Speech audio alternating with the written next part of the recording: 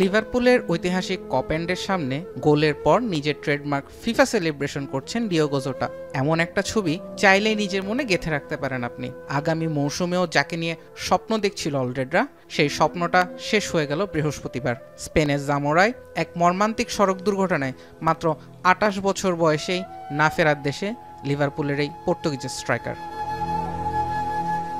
নির্ধারিত মৌসুম শেষে ফুটবলারদের এখন অখণ্ড অবসর। নিজের দীর্ঘদিনের সঙ্গী রুট কার্দোসোকে মাত্র ২ সপ্তাহ আগেই বিয়ে করেছিলেন জোটা, কিন্তু সব সুন্দরের যেন অকালেই সমাপ্তি টেনে দিল স্পেনের জামোরার রাস্তা।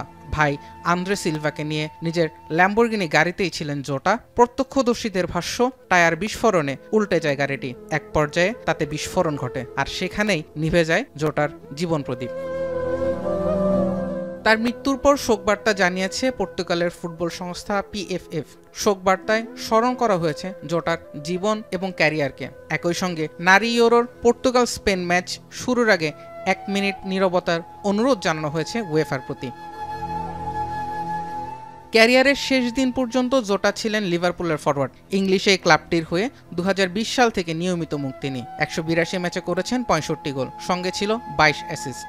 এর আগে 2017 থেকে 2020 পর্যন্ত খেলেছিলেন উলভসের হয়ে। পর্তুগাল জাতীয় দলেরও নিয়মিত মুখ তিনি। 2019 সালে জাতীয় দলে অভিষেকের পর থেকে খেলেছেন 49টি ম্যাচ, গোল করেছেন 14টি। ক্রিস্টিয়ানো রোনালদোর সঙ্গী হয়ে জিতেছেন উয়েফা নেশনস লিগও।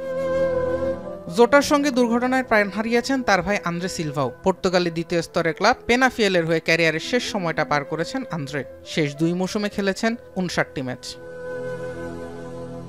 জুবায়ের আহমেদ, এখন।